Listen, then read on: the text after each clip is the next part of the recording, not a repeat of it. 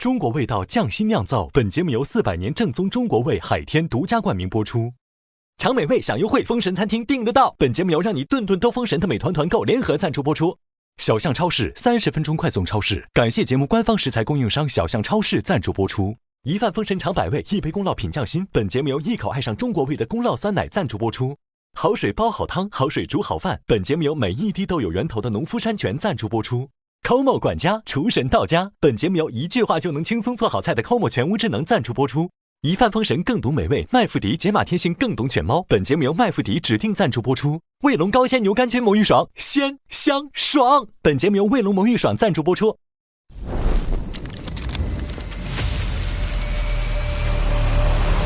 去看第一季的节目来说，我也很容易去把自己带入出里面的。如果是我，我可能做得好点。就是很喜欢跟人家比。今天我做好了准备，这一季我就觉得我有信心超过他。一帆风顺2，我们来了。现在棋局重开，席位洗牌，来自不同地域、不同菜系、不同餐饮体系的厨师，即将在这里开启新的交锋，像个古罗马的竞技场一样，就在这里面度个你死我活了。在这里，地域不会限制味道，履历不能保证胜利。结果是出局。天哪！敢于接受挑战的人，才有可能一帆风神。为什么你可以在上面，我就不能在上面？但是我站在这里干的就是你们。我尊重他们，我不害怕他们。等着吧，我要下来收拾你们来。无所谓啊，我永远能打。这一季冠军一定是大厨。大厨又怎么样？你也会被淘汰。一帆风神，各翻大厨，加油！现在，请所有选手入场。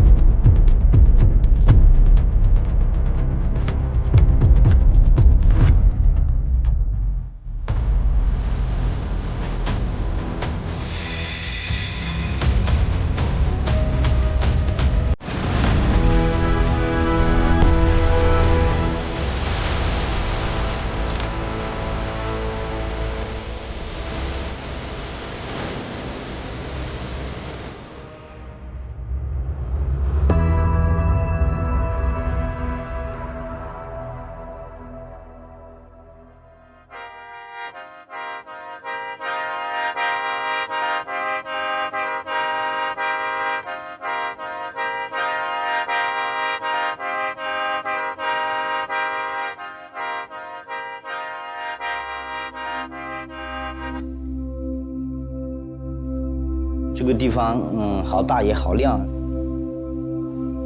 毕竟从山里边来，没见过这么多灯光。但是我在山里边漂亮的东西见太多了，这种的话对我来说心情波动不会那么大。商业小背篓，这个是我的。我叫山野小背篓，我从厨20年了。之前是中餐职能总监，会到每个酒店去给他们开发菜单。但是我一直想做的是把大山的食材搬上远方的餐桌，去交更多的朋友。哇，哦，没想过第2个来的是国际友人，我想着完蛋了，我不会讲英语啊。大家好，我是阿拉比鲁尼。我在上海工作12年了，我的家人问我为什么你去那么远，我给他们说 Why not？ 这个是柠檬籽吗？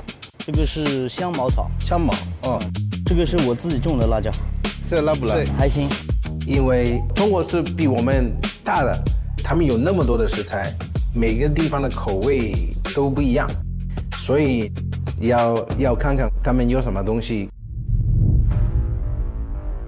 大家好，我是一桌难求，目前经营的一家餐厅叫山海座。是一家黑珍珠一钻的餐厅。餐厅基本上需要提前3到4个月才能预订到，目前已经排到了9月份，很多顾客吃完之后还会继续预约，因为非常好吃。我在香港的餐厅叫 Ankoma，25年拿了米其林年轻主厨奖。客人说吃我煮的菜会有幸福的感觉。我是年少有为，02年的，目前是餐厅的主理人和主厨。工作的时候呢，我永远是谎报年纪的，因为如果说让他们知道你年纪很小的话，其实不便于你的管理。但是我觉得年轻也可以做出好味道。大家好，我是00后新厨，我在之前工作的餐厅拿了米其林1星，也是福建唯一一家摘星的西餐厅。因为年纪小，会有一些质疑的声音，所以我主动来当小厨，证明自己，抛开一切荣誉和光环，靠我的实力走到最后。00后好厉害， 00后对，都是很年轻就拿了黑珍珠、米其林的主厨。哎，本来想放猪吃老虎的嘛，但现在看老虎太多了，还是好好的做个草草根吧。大家好，我是从意大利过来见你们的，很高兴。我是美味意中人，是 Master Chef 总冠军。我来这个节目就是想要赢。我是路人乙，风味的节目总冠军啊！哇哦，全都是冠军。对，别哭了，甜品大师。他把甜品做到了世界水准，在国际上拿了很多奖，而且在很多国际比赛中都当过裁判。他很厉害，他给澳大利亚总理掌过勺，香港全鸭法餐的开创者就是他。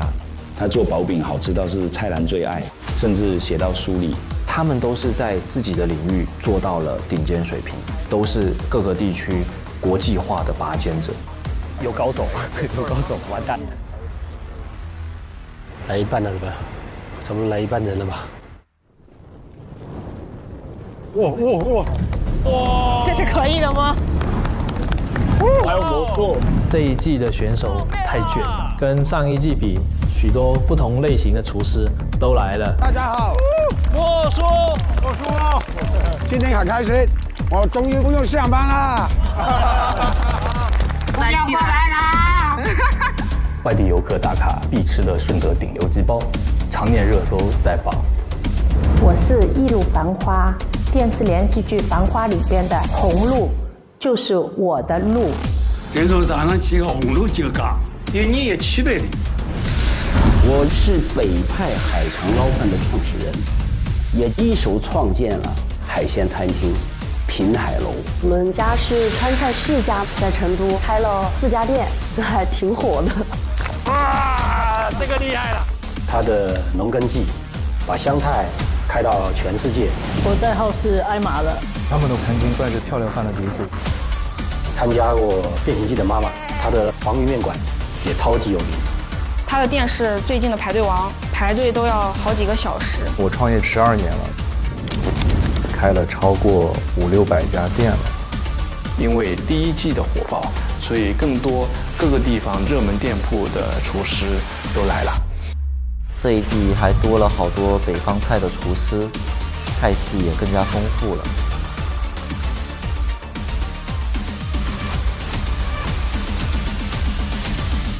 阵仗好大啊！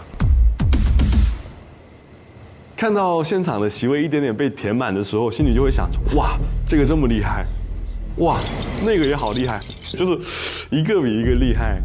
哇，好像来到那种御膳房海选的那种感觉，对，身边全是那种20-30年经验的名厨。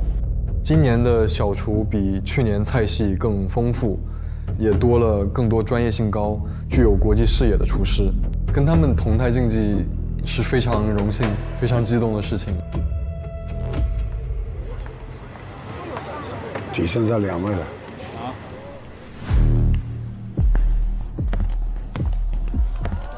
来2位，那一起来2位。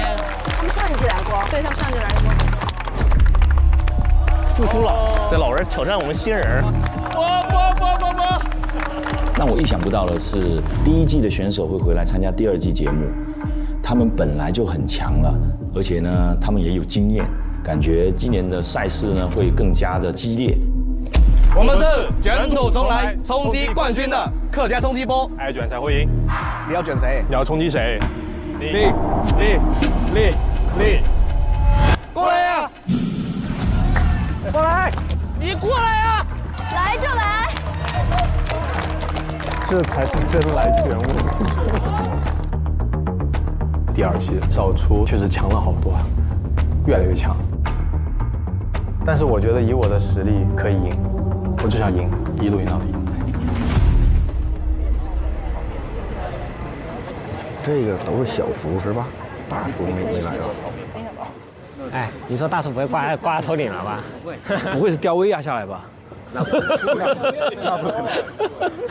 小厨都这么卷了，大厨得多牛！今天的大厨会是谁嘞？哇！开始了！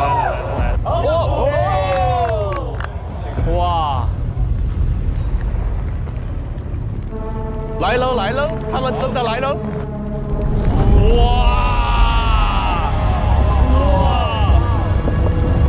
太帅了吧！好强的压迫感！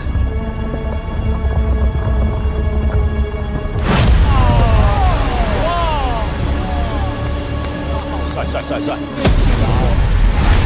重磅出击！我已经起鸡皮疙瘩了。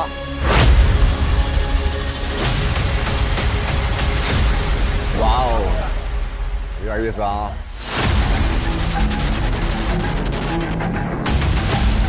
应该也是按棋盘一样吧？棋子啊，16个棋子。现在排兵布阵，大事做。这个是地狱之火要烧到我们的意思吗？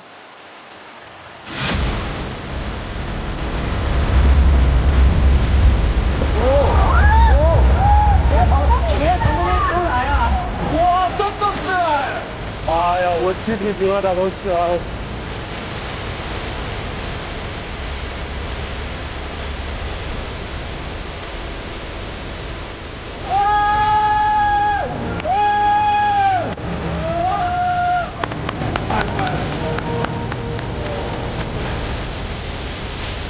哇，这压迫感太强了！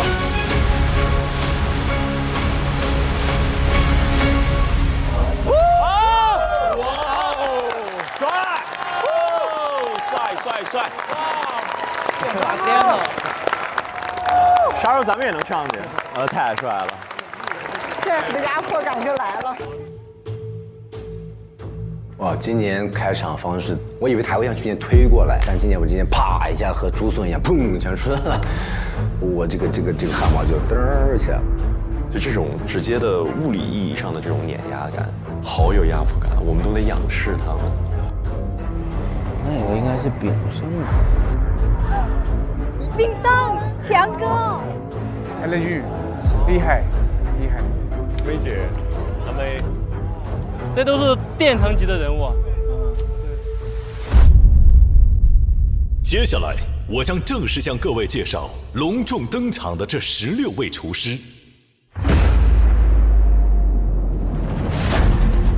全国知名餐饮品牌炳胜集团联合创始人曹四全。全哥，最能打的全哥。我觉得现场的很少有人不认识全哥，他是我对粤菜的启蒙，把粤菜做到了可能全国人都知道炳胜这个餐厅，很厉害。这个品牌真的很强，炳胜有广州新荣记之称，它有20多家店，然后年年都是黑珍珠米其林，荣誉拿的可以挂满墙的那种级别。我在英国就有人给我推荐，去广州一定要吃炳胜。这级别都来啊，谁敢跟你打呀？连续7年荣获米其林2星、世界最佳厨师2把刀持有者 Eric Ratti。2星，好厉害！我是没想到 Eric Chef 会在现场，因为能获得2把刀的奖项，就意味着这位厨师在国际餐饮圈已经有很强的认可度，而且是世界级的一个水准。去年大厨最高也只是米其林1星，他居然连续7年获得2星，太强了。这个一看就不好惹。海外中餐天花板，黑珍珠二钻餐厅蔡家菜创始人蔡世伟。蔡厨在国外拿过很多奖，他的餐厅是海外极少数获得黑珍珠二钻的餐厅之一。很多泰国人知道中餐，都是因为蔡师傅。很多已经是失传的经典名菜啊等等，他都把它做得很好。今年请了好重量级。哇，今年的大厨们，要么钻，要么心，要么刀，真的厉害。很意外的是，还来了我们湘菜的烹饪大师王师傅。你看，这都是名厨了，对吧？含金量相当高了。这阵容太惊艳了。全球10大创新主厨，华人圈家喻户晓的明星厨师温有成。温有成好红的，很多明星都很喜欢的一个主厨，很多不同的明星去他那里吃饭。技能那一块，他在10几20年前，我已经把所有的奖都拿遍了的，就什么比赛都是冠军，就是那种级别的。我们每一次见到他，恨不得他讲什么，我就在旁边录音。新一代闽菜领军人物，厦门华尔道夫酒店行政总厨杜国金。今年来了更多高端酒店的行政总厨。一个好的总厨，光有厨艺是不够的，必须懂得经营，懂得管理，懂得跟业主方沟通，要能给酒店带来无限大的价值。5星酒店百越系行政总厨，女性厨师代表人物张文文。太帅了！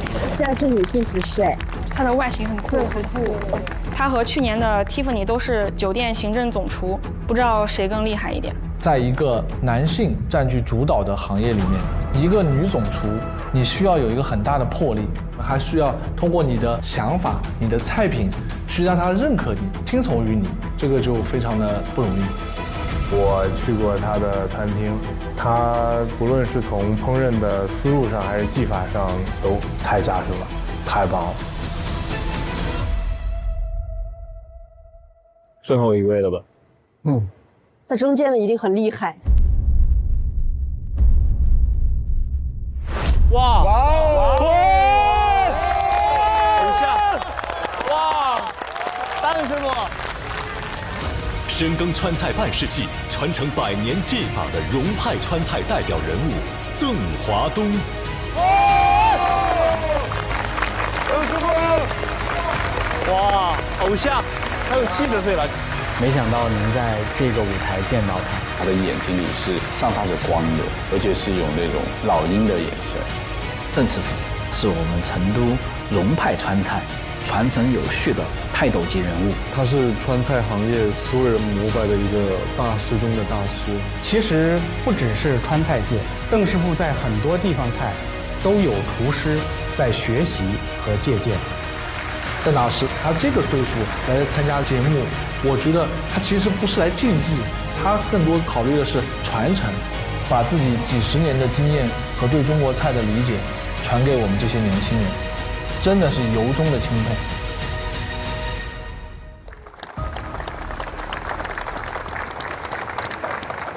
天哪，感觉要跟神仙打架了。现在，100位厨师已集结完毕。开始紧张了，这个氛围。从现在起，大厨、小厨2个阵营将展开激烈的厨艺大战，争夺唯一的厨神。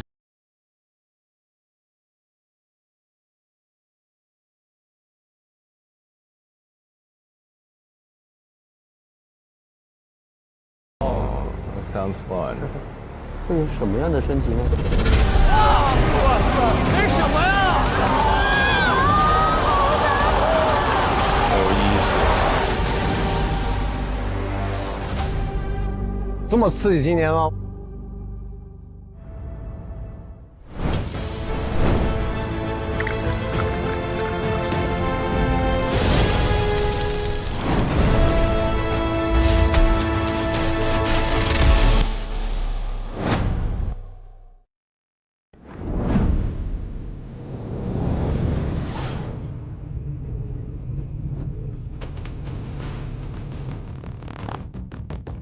欢迎来到竞技空间。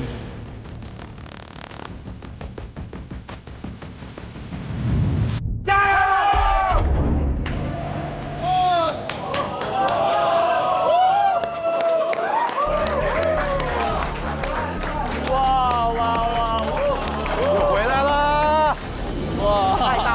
场地，太大了，好大的场地，这不是我梦想厨房吗？你们不敢想象在这做饭有多爽。对，那冰箱太帅了吧，每人一个，然后长长一条。这个跟去年有什么区别吗？更漂亮，更漂亮是吧？升级了是吧？对，升级了，你们升级。这舞台也完全不一样了。这次很不一样的地方是每一个灶台去围成了一个圈，像个古罗马的竞技场一样，带给人一种角斗士进入角斗场的感觉。又在里面斗个你死我活，自然而然的晋级于地下被燃系列。好兴奋啊！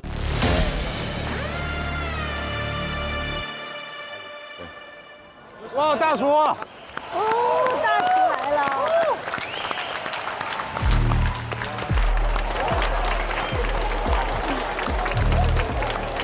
完了，就这样被他们看着很大压迫感。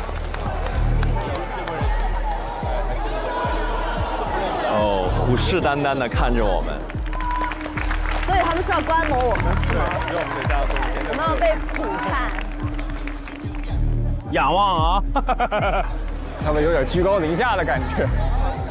现在我们虽然站在下边，他们在上面，但早晚有一天我们也会站在上面的，是吧？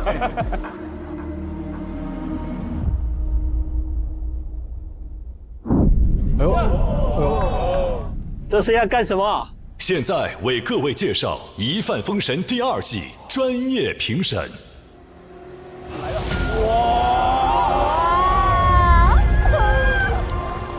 难道是又来了？这感觉就来了，太帅了！今年的舞美哇！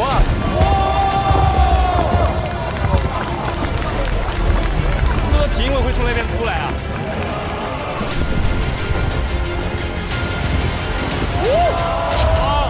是偶像要来了吗？要来啊！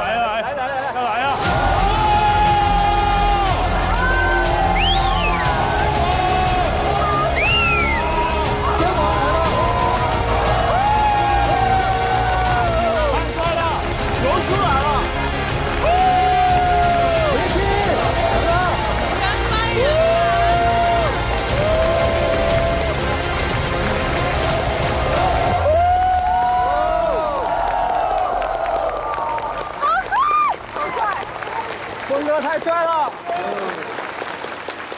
欢迎黑珍珠餐厅指南推荐官，全球唯一米其林之友，通晓全球美味的明星美食家谢霆锋。偶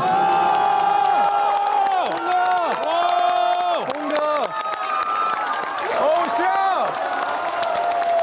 谢霆锋老师的美食的世界观，我记忆犹新。能进来这个比赛的，好吃已经是基本。我寻找的冠军是要对创造美食有世界观的艺术家。如果不是在比赛啊，我把这盘吃完。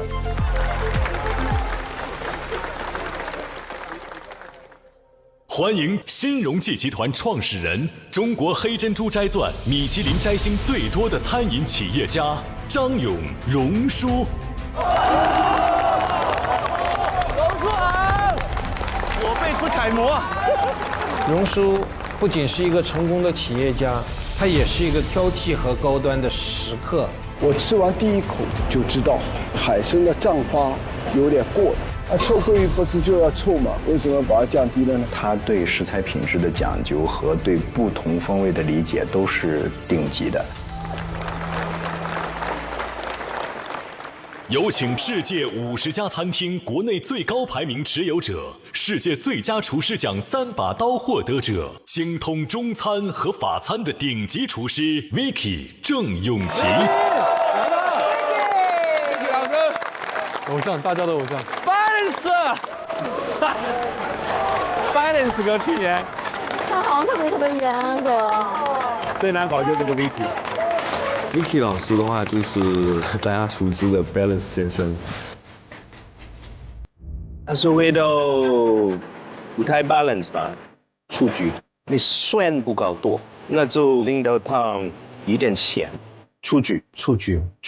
他对于菜品和调味的平衡要求非常高，还有极其严格明确的一个评分标准。这个部分很好吃，但是呢，有一点 gas 的味道，出局。所以我今天其实是有一点点害怕 Vicky 的。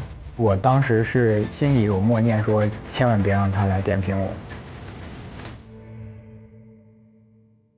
除了以上3位专业评审，本季还有美食观战团一起见证你们的封神之路。还有神秘嘉宾哦，这里。让我们欢迎一饭封神美食总顾问陈小青，美食嘴替李诞，战赢！一饭封神第1季3强选手屈雨瑜、杨彦丁、李子安。李大厨晒好黑呀！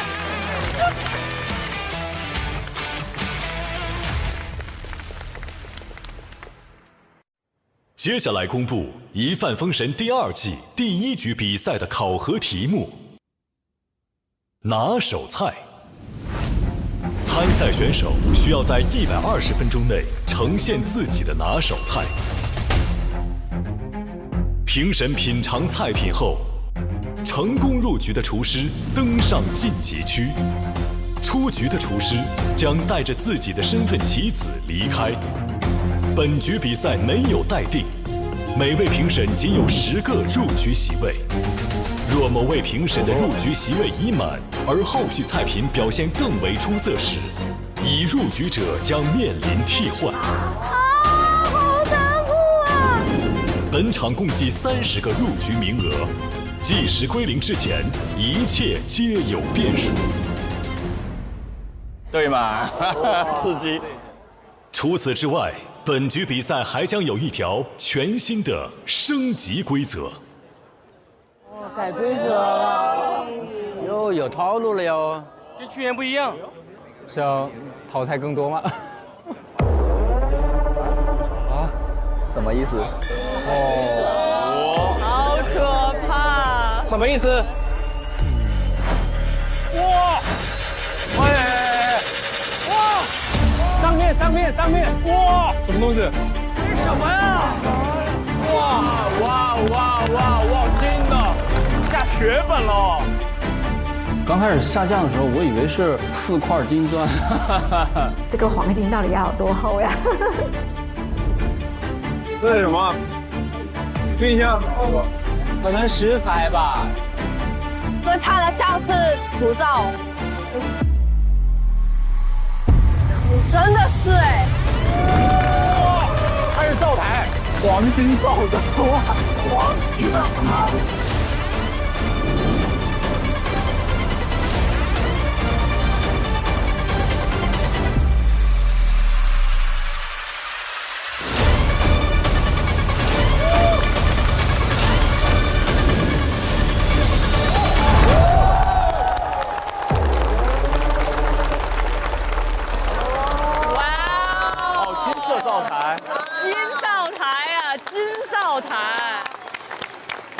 哎，太震撼了！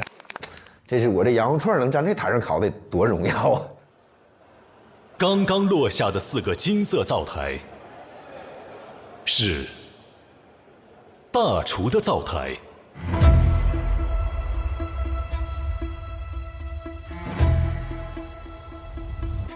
是大厨的灶台。大厨要跟我们比，你看我鸡皮疙瘩都起来。是啊，我鸡皮疙瘩也起来了。会不会大厨和小厨一起淘汰？正常，一视同仁。本局比赛中，大厨将与小厨正面交锋，不再拥有豁免权。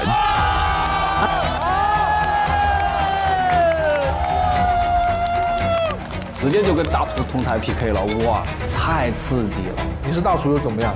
你也会被淘汰。我看大厨脸都黑了，笑不出来，那就完了。他们免死金牌了，他们想要拿那个金牌，就需要拿那个金灶把那个金牌铸出来。一饭翻身，干翻大厨，加油！有意思，有意思，可以，可以。打的就是精锐，打我人多了，你剩老几先排队。我老实说，你们怎么来，我就怎么打。我觉得你们叫啥呢？叫不叫嘛，我也要下来收拾你们的，只是没到时候。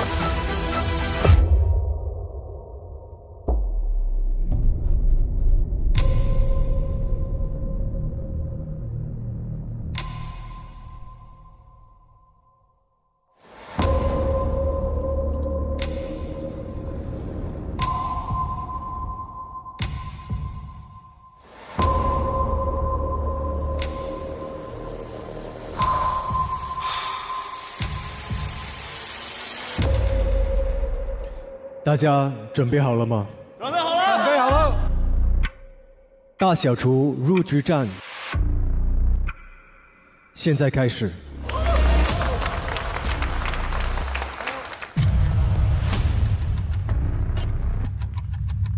还是感觉到现场有点压力感。对，很激烈的感觉。就音乐一响起，就感觉那个紧张的气氛就来了。意思是有一个阴影。因为我们上一年第1局，我们是看着大厨在上面观战我们的，然后今年大厨居然可以一起。那这把大厨也会很紧张吧？压力是迟早都会有，但是现在就一开始就。我觉得大厨本来就应该承受更大的压力，因为大家对他们期待更高。大厨、小厨最大的区别就是能不能维持稳定水准。评审来说，我觉得比赛真的是公平的。赢没用啊，最终还是靠拳头、靠实力说话。我是觉得对大厨们更难的，他们自带光环，这个金色的灶台多多少少还是会变成大厨们的负担。但是话说回来，有大厨们的加入，就等于小厨你的名额又少了嘛，小厨们的压力肯定是加重的。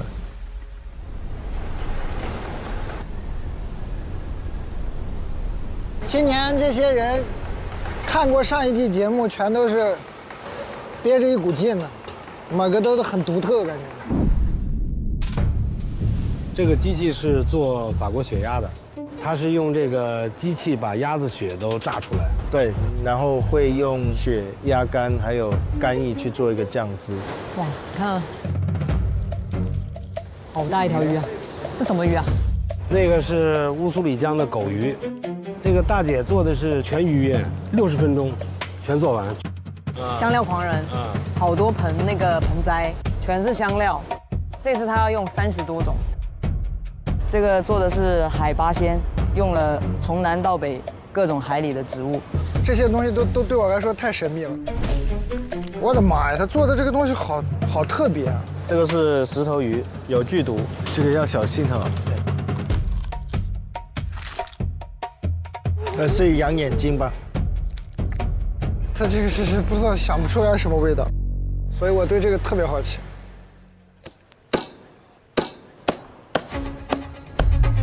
那个做那个烧鹅，他们家是深井烧鹅世家来的，在香港很有名。这卤煮吧？啊，卤煮。卤煮火烧是我祖爷的首创，我们已经传承了上百年了。伦敦魔界一哥，这个也上过央视。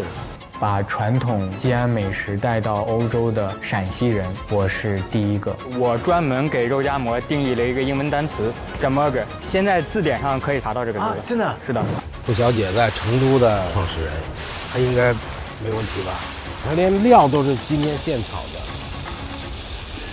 有牛的香味吗？这个大哥是北派海肠捞饭发明人啊！这是真的，聚集了各类高手，真的啊。那每个人都有自己非常鲜明的特色。哎呀，这感觉第一轮就不好选。中国味道匠心酿造，本节目由400年正宗中国味海天独家冠名播出。尝美味享优惠，封神餐厅定得到。本节目由让你顿顿都封神的美团团购联合赞助播出。新鲜食材天天有，30分钟就到手。感谢节目官方食材供应商小象超市赞助播出。一饭封神尝百味，一杯公告品匠心。本节目由一口爱上中国味的公告酸奶特约赞助播出。好水煲好汤，好水煮好饭。本节目由每一滴都有源头的农夫山泉赞助播出。我发现有老朋友啊，你们发现了吗？2个。对，我看名字看到了，艾卷，跟客家冲击波。这怎么有回炉重造的 ？Hello 啊，看着好面熟啊。回来了，卷土重来。卷土重来，也是一个想法。这2个人，我上一季还是有很深的一个印象，他们有一定的实力，然后他们会比我们熟悉这里的场地、温度、湿度，肯定做了很多的储备工作。他们敢只许成功不许失败了吧？再失败压力太大了。你这么大阵仗吗你？对，这个液态蛋是要做冷的呀？对的，这个是创新的客家的一道豆腐花。那还有其他食材吗？豆腐还是豆腐。祝你好运，谢谢。我是客家冲击波，我又回来了。客家冲击波呀，不好意思，你出局了。今天这个皮，我是勉强的搅断的，好可惜。第一次参加之后，其实挺多客人是想试一下咬不动的割水是怎么样的。我记得点评最多点赞的就是很可惜没有发挥好。对，我也觉得挺可惜的，所以我才回来了。这一次我带来新的菜品，创新的客家豆腐花。豆腐是用国宴的刀工把它切成了一个像绣球一样的叫菊花豆腐。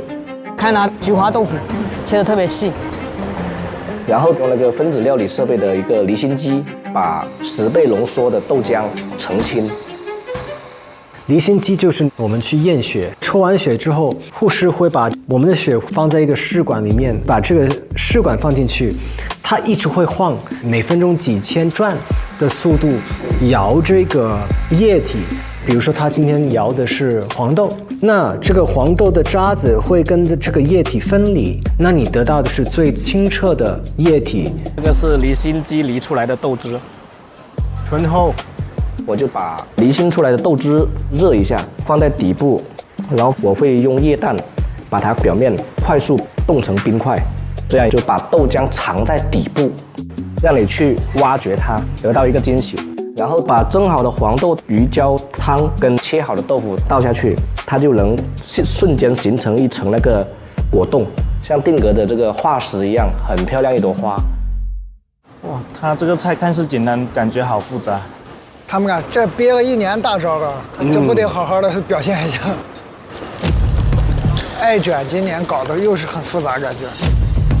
你今天还是用黄油鸡，用我最熟悉的食材，再次表达另一道一个。那还是卷吗？不是。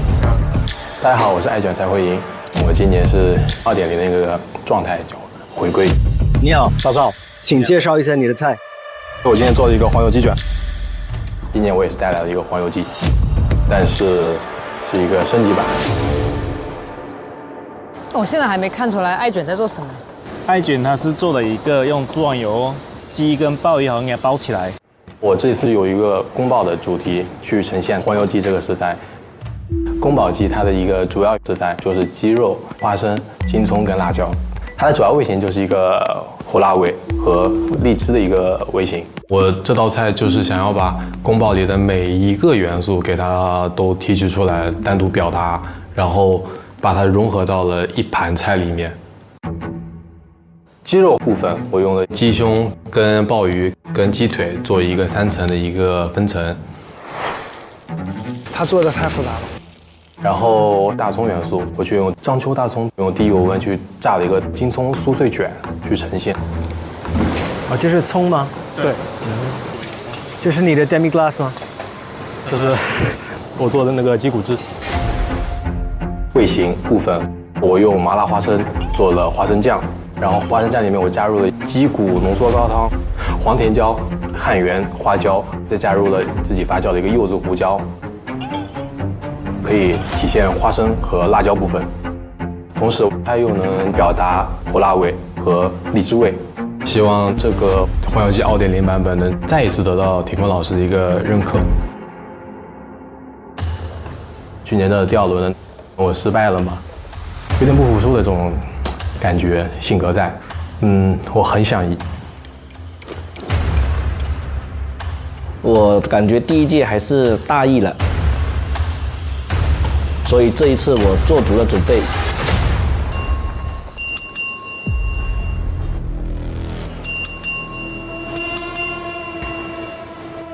哇，按0了，好紧张啊！听一下，客家冲击波，冲冲冲！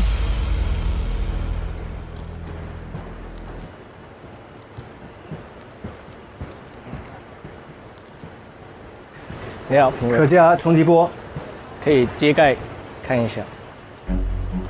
它应该是用豆子、跟豆浆还有豆腐做不同层次的这个呈现，然后组成了一个创意版的客家豆腐花。你是自己切的？对的。其实网上有几块钱的模具，我可以送你一个。那个太粗糙了。那也是，我要像头发那么细。我们吃的话要把它完全搅碎，连绣球都要搅碎吗？全部连底部都要搅碎。我来帮你。来。我们要把豆浆搅出来，这样它口感就会更平衡。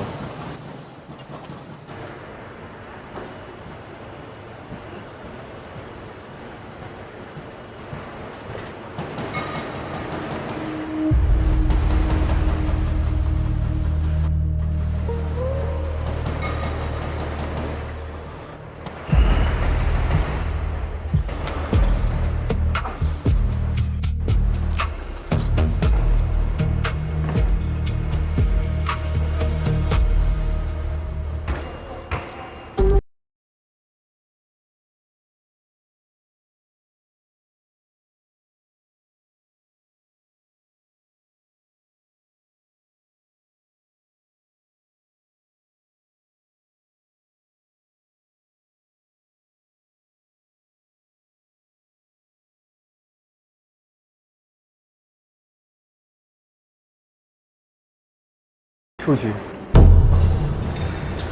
没过啊。因为我是觉得还偏不够浓郁的。我觉得，尤其是我知道你自己的功底，我是希望能吃到一种惊喜的。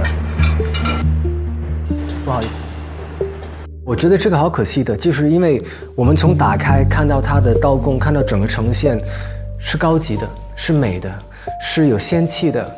但是在喝的时候，它只是一个比较平的味型，不错的豆花，但是会有惊喜吗？这个味道对我来说就没有。客家冲击波出局。我该把自己想展示出来的东西也展示了出来，我想表达的东西也表达了出来。我觉得这次输而无憾。哎，俏玲。能过吗？哎，在这儿天天挨卷，小伙子第2次来了。Hello， 丁峰老师，这是一个宫保风味的一个鲍鱼黄油鸡，搭配了一个黄灯笼的一个菠萝气泡饮，用来解腻你之前吃过的所有菜品。对，这是我为了评委老师品尝前去特别配置的一个黄甜椒菠萝风味气泡饮，先让评委老师喝一下，清一下口。同时又能提前进入我的菜品的风味状态，就是我参加第1季下来的一个小经验吧。这杯东西好好喝，谢谢老师。然后这是我的菜品。你刚刚说这个是一个宫保的一个底，对。但是如果你不说，我还就是觉得跟宫保没什么太大的关系啊。就是它的每一个元素都是在贴切宫保这个主题，宫保鸡的主题。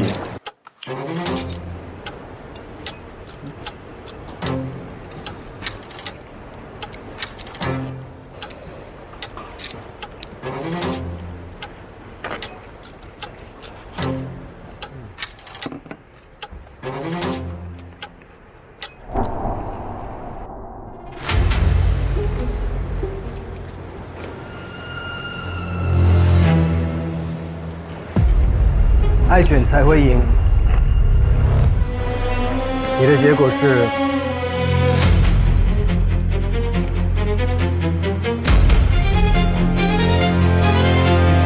出局。太伤感了，太伤感了。哎呀，整道菜其实是独立的，非常不错，每一个技术层面都是非常高的。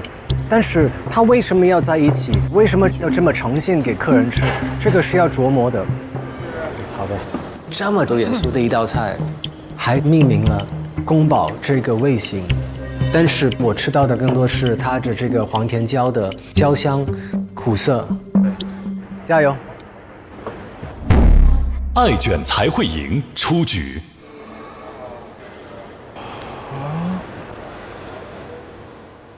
在谢霆锋老师评审完这道菜之后，我自己把那个剩余的菜品给吃完了，就感觉是自己成长的可能还不够，然后确实也感觉今年的一个赛制的严苛程度比去年高了很多。还卷土重来，还冲击冠军，还冲，还卷，哎呦，我俩是来说相声的吧？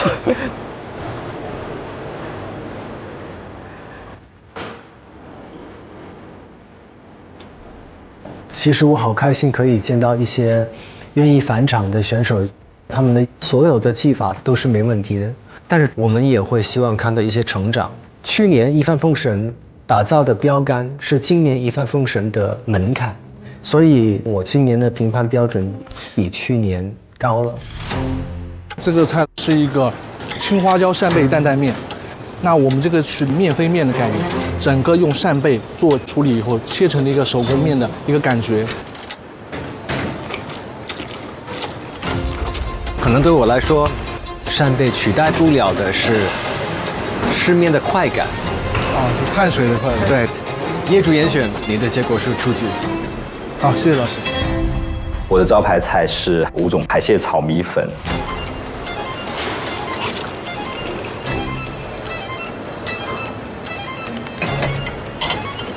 我会觉得这么多的螃蟹，它有点迷失了每一个食材的这个用处。一桌难求。不好意思，你的结果是出局，谢谢你。我看到今年的选手比去年的更整活了很多，喜欢有很多的步骤。我的龙虾的煮法就是把它缝在了 kelp 里面，或者是带着很多的元素。我们会选用这个蔬菜的根、茎以及芽苗制作的。但是有很多的美食做了减法，把最简单的东西做完美，反而是更高分的。这个 kelp 它本身也有一些海洋的 brininess， 所以再加上你的酱呢，其实后面是过咸的。因为你做了这么多的功夫，在每一道功夫里面，我觉得可以这个手法再细一点点。漂泊厨房出局，料理黑带女王出局，一桌难求出局，业主严选出局。完蛋啦！霆锋，一上来就这么严格啊？去年已经这么厉害了，但是这个已经是基本，今年必须比去年更好、更细腻、更有世界观，所以我也替他们担心。到目前为止还没有一个入局的，挺吓人的。是不是因为大厨的加入，让评委的评判标准变严格了？不论大厨和小厨，首先一定是好吃，而且一定要 consistently tasty。做一个厨师真的很重要。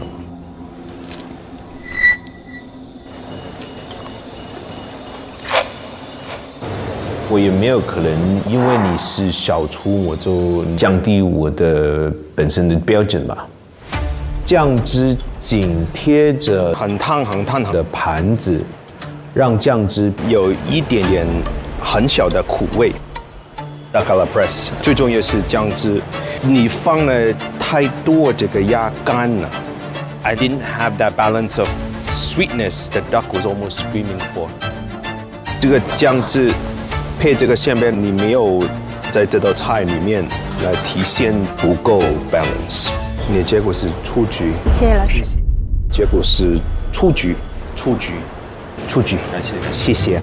北美岩茶生出局，金牌狮王出局，餐桌无国界出局。妈呀，紧张。救大命了！哇，我们的 Vicky 还是一如既往的严格。其实去年 Vicky 老师就是最严格的，每一个很小的细节，他都能感受得到。其实我会更希望是 Vicky 老师过来试我的菜，就是一个严厉的评审，他很满意你的食物的时候，算是一个肯定吧。熊猫，他也是现在香港年轻厨师应该最好的那几个了。我叫后厨熊猫，来自香港。最开始入行是在 Elcia de Can Roca 西班牙的3星米其林餐厅，后来跟了一个 chef 叫 Maxim， 在香港的一家餐厅 Acritures 做到了 CDC 主厨的位置。后厨熊猫，我跟他是同事。他现在的餐厅呢是法国菜，有加了不同的亚洲的元素。熊猫它的创意是满分的。它是法餐厅。那他这次做的是西餐吧？那边Alan做的也是西餐。Hi chef. Oh hi. Hello. 你好。你好。 Very good. What are you making today? 今天做这个金枪鱼 Napoleon， 待了很多年了。他是业界很厉害的。很厉害，我觉得西餐里面是顶尖水平的。他很早也是华人第一批拿米其林的，肯定是专业中的专业了。Chef Alan 的话，其实在中国啊西餐这一块就是很德高望重的。Chef Alan， 他是我们协会的会长。艾克菲是一个很高端的组织了，会长，这个多大的咖呀？Alan鱼难得会来参加节目。Chef Alan 鱼，他是香港的餐饮界的前辈嘛，也是做西餐的，能跟他同台较量，也是我觉得自己的一个荣幸吧。我做了有36年厨师了，这次来参加一帆风神，我觉得是可以互相学习的一个事情。跟大厨同场竞技，我是蛮兴奋的。那大家站在同一个起点，能不能走下去？拿菜说话嘛。这次我做的是一个金枪鱼拿破仑，用一个刻刀刻成圆形薄片，之后呢，我把它保鲜放在冰箱里。其他主要还是以中国的食材，比方说长沙的长豆角。辣度来自湖南的鸡肠椒，这个椒呢，它是非常嫩。这个sauce呢，我是以这个大豆油做成一个蛋黄酱，调味用一点盐、酱油、嘎嘣脆的鲱鱼籽，然后把鸡肠椒、豆角切成小末放进去，它的口感是非常清新的。就看他那个手法都很利落，应该调味特别好。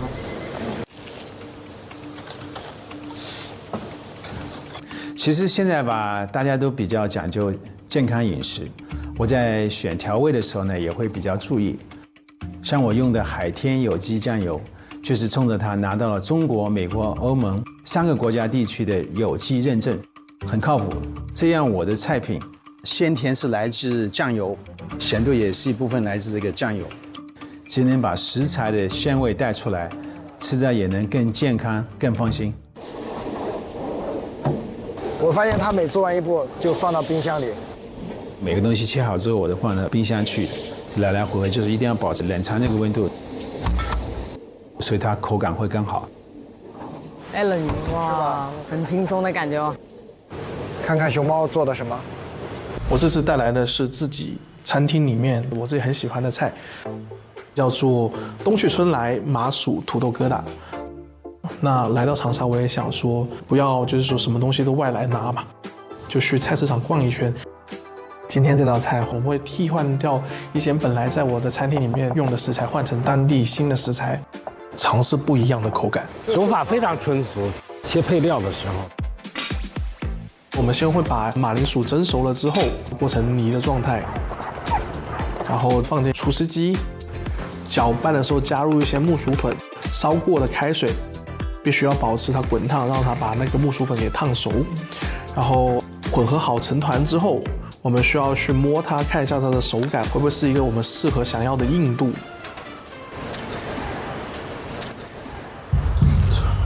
没想到在过程中翻车了，因为这款土豆的品种淀粉含量比较低，所以和面的时候需要减少水分，但我没注意到。结果导致面团比平常更粘稠了。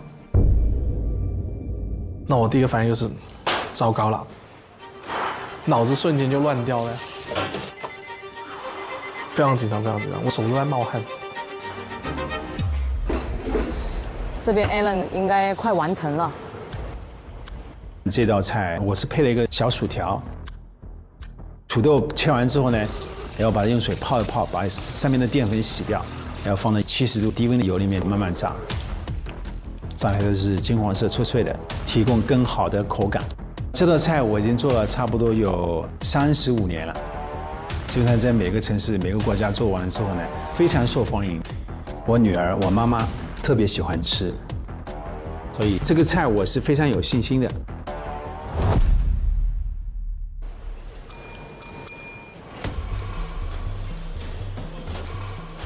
Hi chef， 这道菜是要海陆两吃，西班牙金枪鱼拿破仑，中间搭配那个炸的土豆丝，提供更好的口感。你在餐厅是一模一样的，还是你？餐厅会比较 portion a little bit bigger， 大一点，会，但是味道是一模一样的。味道基本上是一样。OK， 是。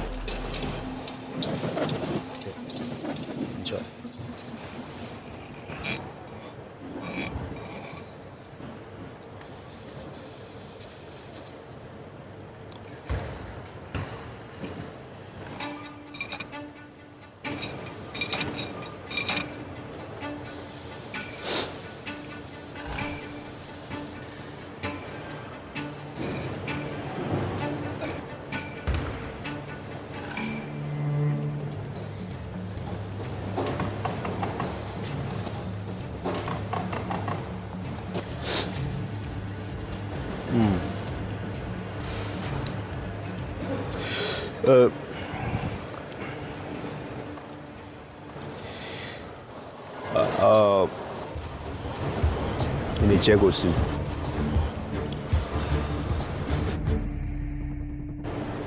你的结果是出局。结果是出局。谢谢。你选的吞拿鱼跟在西班牙选的很好的，因为我本身喜欢西班牙的 tuna。是。这样子这个口感也是很好。这应该是脆还是不脆的？是不脆。它这个应该是脆的嘛？应该是脆的。对，我们一般会用一个 potato twirl， 但是需要烤箱和一个 slicer， 所以我是用这个 fresh instead，texture 会变一点。其实道菜是不错的，但是土豆脆条，不是脆的。我相信你在餐厅这个是超级脆，对吧？是。我也很想到你餐厅再吃这道菜，因为我相信在你餐厅一定是好吃。可是，在比赛里面，那你放在盘子上面，我就一定要挑。因为你在餐厅呢，客人过来吃饭，永远不会给机会你犯错的，这个就是一个最正的一个情况，那我们做评审，也是应该真实一点。Thank you so much, though. Alan 鱼出局 ，Alan 鱼出局。啊？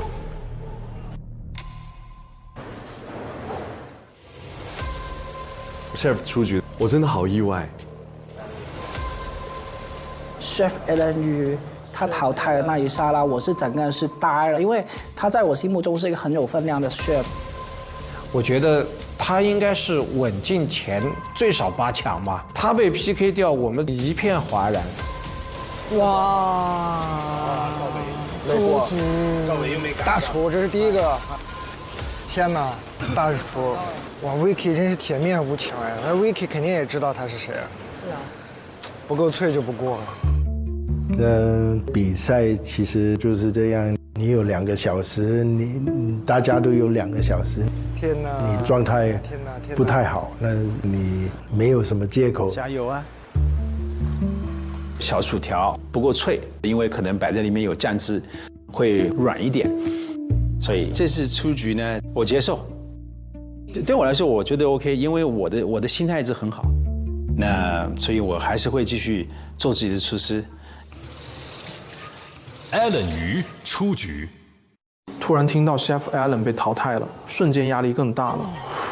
因为那个翻车了，我还在思考要怎么补救，之后就只能就是不停的深呼吸，然后赶紧切，赶紧做，继续一点点加木薯粉，搓出面团之后，封保鲜膜放到冰箱里面让它冷却一下，因为面团有点粘稠，冷却了之后可以让它变硬。冰箱只有这么大，那你需要腾空间。我在看清单表格，思考要把哪些步骤往上提，哪些可以往下面放。那说不紧张肯定是假的。后厨熊猫已按铃，熊猫也完成了。Hello，tell me。这个就是东旭春来麻薯土豆丸子，它的口感比较像年糕，比较有弹性一点。面团冷冻变硬之后，就可以拉出来搓团了。我给它取名土豆麻薯丸子。然后东旭春来其实是整道菜的一个概念，灵感其实来自于新荣记那个时候比较出名的一个东旭春来饭。那它的冬呢，其实是指冬天的腊肉，然后我就把腊肉换成了 chorizo 腊肉肠，然后春是指当时会有的春天的一些蔬菜。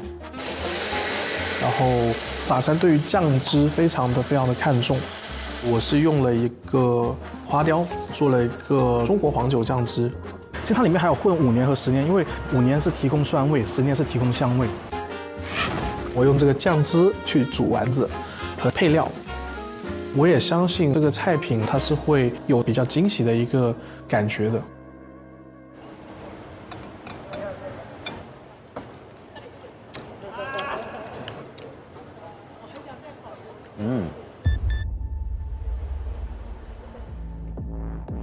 他做了一个中国的一个黄角的酱，很复杂。我是一直在盯着他的表情，就看到他开始有点小挑眉，我就开始非常紧张，超级紧张。这就是 tapioca starch 的 gnocchi。对 gnocchi。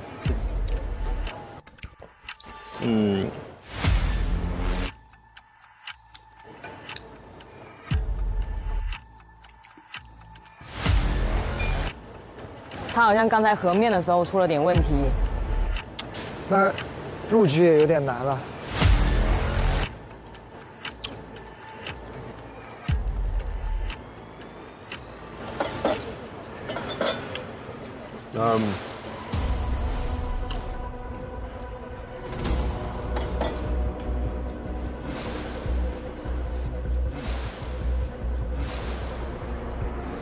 恭喜你，入局。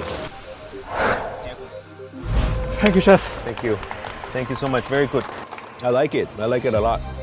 麻糍一样的 gnocchi 很好吃。这道菜 is very seasonal. It looks like spring. And everything, the balance of the flavors, the use of the 2 different yellow wines. Very good dish. Thank you, chef. Wow. 后厨熊猫入局。Very good. 看来他把丸子的口感救回来了，不简单。他做了一个 gnocchi 的东西，第一口呢就是很鲜甜的一个黄酒的酱汁。那黄酒呢，那它也用了不同的年份做了一个平衡。那配搭的很好，应该有酸的，应该有鲜的，应该有甜的，全都有了。他也很尊重现在使用的食材，然后每一口不同的蔬菜吃下去了的不同的感觉，很复杂。这是一个我从来没吃过的一个口感。这第一个入局了，这个小厨牛啊，是的，大厨那边压力大。神仙打架在台上，封神一口在桌上。上美团 APP 搜“一饭封神”，吃节目同款美食，用美团团购封神美味，找得快，热门餐厅订得到。第一位大厨出局的时候，觉得这个赛制还是蛮残酷的。你之前的荣誉是之前的，现在所有人都是归零，不会分大厨小厨，我觉得我们所有人都是厨师，都是一样的。我觉得这次的赛制很好，公平，不管大厨还是小厨，大家都得拿自己手上的功夫说话，不是拿名号说话。我不会因为谁是大厨，好像他就是要加分多一点。我只看菜。好奇全哥做啥？我上大学的时候就吃过全哥的黑叉烧。全哥，其实我想不到全哥会来参加这个比赛。我看到草食钳，我说哇塞，这是一座像山一样的压力，那个。觉得他是一只很厉害的大老虎。曹师傅呢是现在粤菜新派菜里面的天花板，最高级的厨师。去广州吃过他各大餐厅，道道都很好吃。他在我们广州算是比较标杆的，也被称为广州新荣记的地位。这一次我要带来炳胜招牌叉烧升级的全新版本2.0。很期待它这个叉烧。我也是。我想学做出来脆脆的，跟一般的真的不同，而且它很像用那个肉都是特别肥的。现在应该加入大量的糖。对，当糖和油脂在一起的时候，最嗨是会让人致瘾的。哎，现在这些坏人已经不给我们单吃油和糖的机会了。都知道把它们混在一起了。哦，我觉得他这个做法应该就是用糖的这种焦糖口感去呈现，它没有腌进去，它是用那个焦糖的表面去炭烤，变一个脆壳那种感觉。是。全哥受伤了，他不是搞这个的吗？他是搞这个把手给弄伤了。全哥太搞笑，拖着一只断手，太夸张。对的，因为来之前就是跟运动对抗的时候，把那手的那个筋断了，我现在受力受不了力的，有影响的。以前的脆皮沙司可能有点小力，但是我们这一次来加一些香茅的香气，让你口腔里面特别的舒服。脆皮叉烧是炳胜首创首发出来的，没有脆皮叉烧之前没有这个名字，可以说是一直被模仿，从来没有被复制的一个产品。哇，这叉烧出锅了，叉烧也要哇，太香了，看着。哦，我想现在下去吃。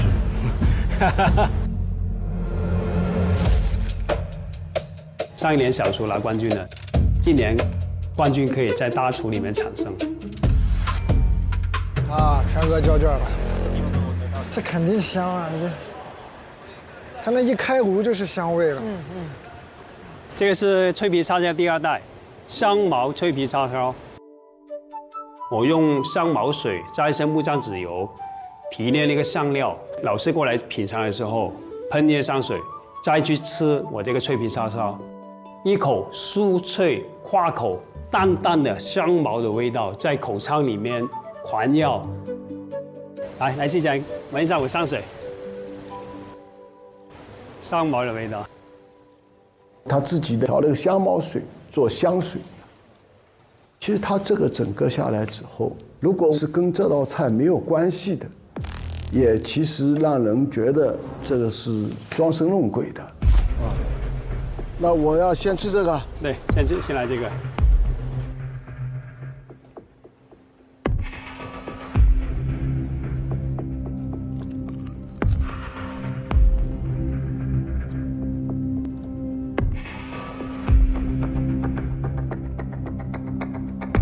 其实我觉得一道叉烧，从它的整个理念到呈现到搭配，我觉得做的。